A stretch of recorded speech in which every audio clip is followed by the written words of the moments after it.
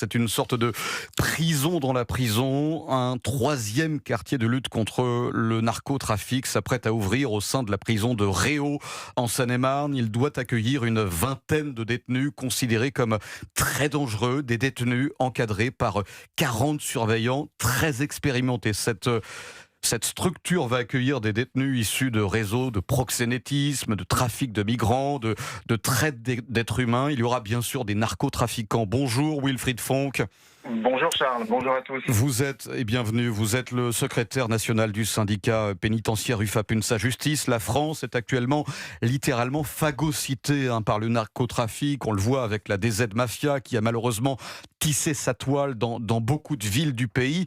Est-ce que, Wilfried Fonck, ces établissements n'arrivent pas un peu trop tard? Le mal n'est-il pas déjà fait, Wilfried Fonck?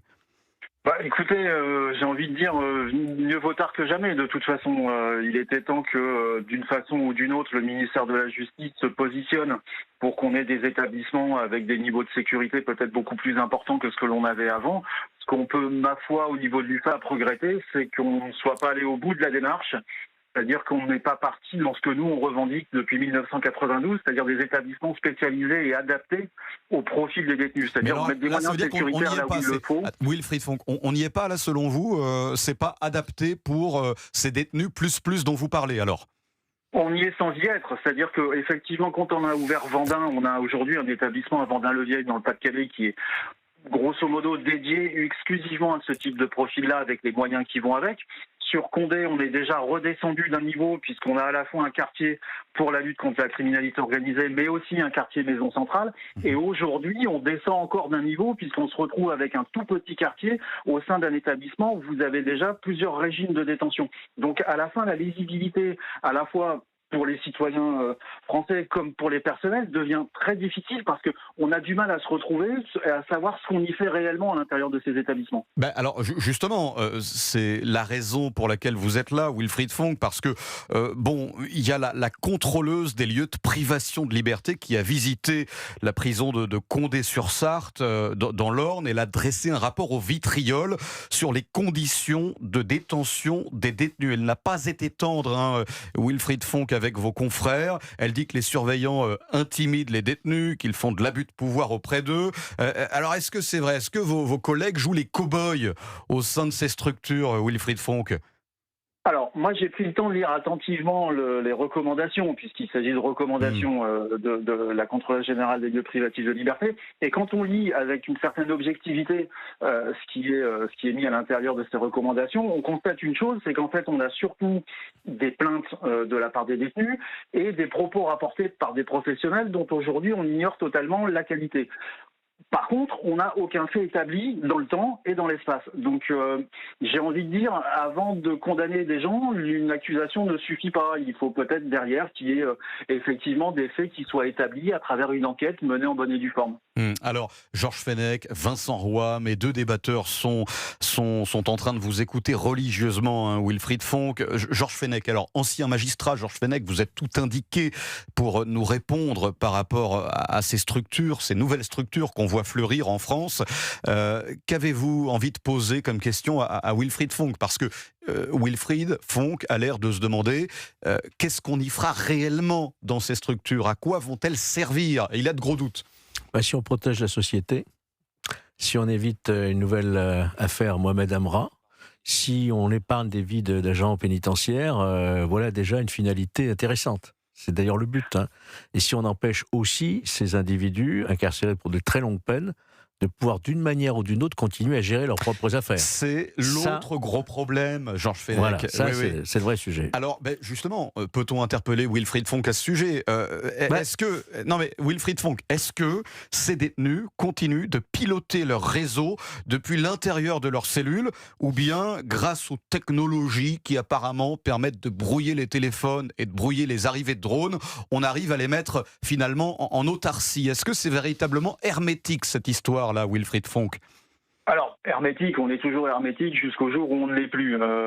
Surtout que dans la pénitentiaire, on est assez spécialiste de l'étanchéité relative. Mais en tout cas, force est de constater, en tout cas, par rapport à Vendin et par rapport à Condé, qu'effectivement aujourd'hui, pas de drone, pas de téléphone portable, et donc oui, forcément derrière, ça met à mal la continuité des activités criminelles de ces individus-là. Le risque, Wilfried Fonck, vous connaissez les détenus mieux que nous sur ce plateau. Les détenus ont des outils aujourd'hui, en plus avec la DZ Mafia qui se professionnalise de plus en plus, les détenus ont des outils technologiques qui ont toujours un coup d'avance sur nous, nos barrières. Reconnaissez-le quand même, et ça c'est inquiétant. Ah, mais ça, nous, on l'a toujours dénoncé, qu'on n'était jamais dans l'anticipation, mais toujours dans la réaction. Ça, c'est pas nouveau. Mais en tout cas, pour le moment, force est de constater que oui, a priori, ça fonctionne plutôt pas trop mal. Alors après, derrière, forcément, quand vous mettez à mal le business, forcément, on a des réactions, comme on a pu avoir sur Vendin, où on a eu des inondations coursives, et aujourd'hui sur Condé, où on dénonce des manquements à l'éthique pénitentiaire, sans qu'il y ait véritablement de paix qui soit établie de façon factuelle. Vincent Roy. Oui, bonjour. Pourquoi est-ce que je vous sens un peu rétif à ces quartiers d'hyper-sécurité? Pourquoi est-ce que je sens que vous n'êtes pas totalement enthousiaste? Pour quelle raison? Alors, c'est pas que je ne suis pas enthousiaste, c'est simplement que entre l'annonce qui avait été faite par Gérald Darmanin quand il a pris ses fonctions à la place Vendôme fin 2024 et aujourd'hui, quand on en voit en fait la manière dont les choses sont mises en œuvre, on se dit qu'effectivement, une fois encore, on a raté un virage, on a raté une opportunité de pouvoir moderniser l'administration pénitentiaire dans son ensemble en créant des établissements spécialisés et adaptés au profil des détenus. C'est-à-dire mettre des moyens sécuritaires là où il le faut et mettre des moyens plus axés sur la réinsertion, là où on a effectivement des profils qui le méritent. Mais aujourd'hui, on se retrouve avec la démultiplication comme ça de petits quartiers partout, où on va aller disséminer les moyens, qu'ils soient financiers, humains ou matériels, plutôt que de mettre le paquet sur des structures bien identifiées et où effectivement on aura beaucoup plus d'efficacité. Georges Fenech. Le temps était compté pour M. Darmanin. Le temps, je veux dire, politique, ministériel. Donc, il a pris des décisions dans l'urgence et il a tenu ces délais. Parce que je comprends parfaitement ce que dit le syndicaliste. L'idéal, ce serait de créer de véritables centres pénitentiaires de haute sécurité qui regroupent, d'ailleurs, celui de Vendin-le-Veil, c'est plutôt ça, puisqu'il y a une centaine de détenus. Mais alors, là, on est plus dans une sous-prison, selon vous, Georges Fenech, c'est déjà, mais c'est vrai que c'était plus rapide, plus réaliste que d'envisager... Ça coûte quand même 4,5 millions d'euros. Je rappelle aussi qu'il y en a 3 autres qui vont voir le jour, une à Valence, une à Saint-Laurent-du-Maroni. En Guyane, en Guyane, et la 3e à Aix-Luynes. Tout à fait. Donc, il s'approche vers finalement un effectif d'environ, si je puis dire, d'environ 800 détenus. Donc, c'est quand même beaucoup déjà. On peut pas... Mais moi, si vous me permettez juste d'un mot... Bien sûr. Tout ça m'inspire une chose. C'est que l'administration pénitentiaire ne devrait pas relever du ministère de la Justice. L'administration pénitentiaire devrait relever du ministère de l'Intérieur. Je ne vois pas en quoi ça concerne les juges que de faire garder des détenus. C'est un problème de sécurité publique. Ce n'est pas un problème de justice, c'est un problème de sécurité. Et vous auriez d'ailleurs une cohérence dans toute... Ce sont des forces de l'ordre. C'est très intéressant. Il y a plus de moyens. Il y a plus de moyens. C'est un débat philosophique parce que d'un côté, c'est un vrai débat. C'est pas uniquement philosophique. Vous avez 2 écoles. Effectivement, la justice qui mise sur, moi je pense une chimère, c'est-à-dire la réinsertion. Et puis de l'autre, le ministère de l'Intérieur qui est là pour garantir la sécurité de la société et neutraliser ces individus. Et vous savez combien... C'est quand même 2 salles, 2 ambiances. Vous savez combien que ça coûte à la justice, la pénitentiaire? 40% du budget de la justice. Je sais bien. 40% du budget de la justice ne va pas à la justice. Donc il faudrait peut-être revenir à ce qui existait avant. C'est-à-dire que ça dépend du ministère de l'Intérieur. Tout le monde aurait à gagner, à mon avis. Alors, Wilfried, vous savez que ce débat est vieux comme le monde. Il date depuis 1907 environ. Mais après, moi j'ai envie de vous dire que aujourd'hui, ce sont des décisions de justice, de sentences pénales, et que les personnels pénitentiaires sont chargés d'exécuter les décisions de justice et ces sentences pénales, de les mettre en œuvre. Donc après, le débat, effectivement, il est très philosophique. Mais est-ce que finalement, ça changerait quelque chose en matière de moyens? J'en doute fortement, parce que très clairement, on va se dire les choses comme je les pense. C'est-à-dire qu'aujourd'hui, la prison, tout le monde s'en fout. Juste, on s'y intéresse parce que politiquement, ça peut être intéressant à un instant T pour certains politiciens ou politiciennes. Et puis, une fois que les élections sont passées, tout le monde s'en moque. Parce qu'une fois l'important, c'est d'aller enlever les gens de la société, les mettre derrière 4 murs. Mais ce qui se passe derrière les murs, est-ce que les gens ont les moyens, est-ce que les personnels pénitentiaires ont les moyens clairement d'assumer leur mission de sécurité et de réinsertion? Aujourd'hui, clairement, non. Voilà. Et il suffit de le voir avec Réau. On va ouvrir aujourd'hui à marche forcée avec une sécurisation qui n'est pas encore totalement terminée, mais où effectivement, pour des raisons de calendrier, comme disait Georges Fenech tout à l'heure, eh bien oui, on va ouvrir quand bien même les travaux sont pas finis, quand bien même on ne dispose pas forcément de l'ensemble des personnels pour l'ouvrir. Je veux dire, quelque part, on est aussi, nous, dépendants finalement du calendrier politique, et ça, c'est très regrettable. Wilfried Fonck, alors attention, ce que je vais vous dire, je ne généralise pas la majorité de vos confrères sont des gens tout à fait honnêtes, mais il y a quand même ce problème de corruption au sein des établissements pénitentiaires, avec ces gros bonnets qui appartiennent à des réseaux, qui disposent de moyens financiers sans doute bien plus importants que toute une vie de labeur pour un salaire de surveillant pénitentiaire. La question de la corruption des surveillants dans ces structures est-elle aussi un problème, Wilfried Fonck?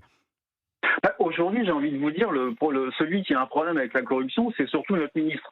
Parce que quand on regarde aujourd'hui les procédures judiciaires et surtout les procédures disciplinaires qui découlent par rapport à des mises en cause sur des faits de corruption, aujourd'hui, on a quoi? On a à peine une quarantaine d'agents qui sont mis en cause sur plus de 35 000. Donc, j'entends, mais c'est une réalité, c'est marginal, mais c'est une réalité. Alors moi, j'appelle pas ça de la corruption.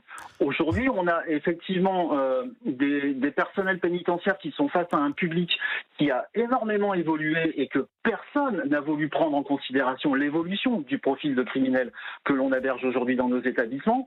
Et effectivement, on a beaucoup plus de menaces, beaucoup plus de pressions qui sont exercées sur les personnels.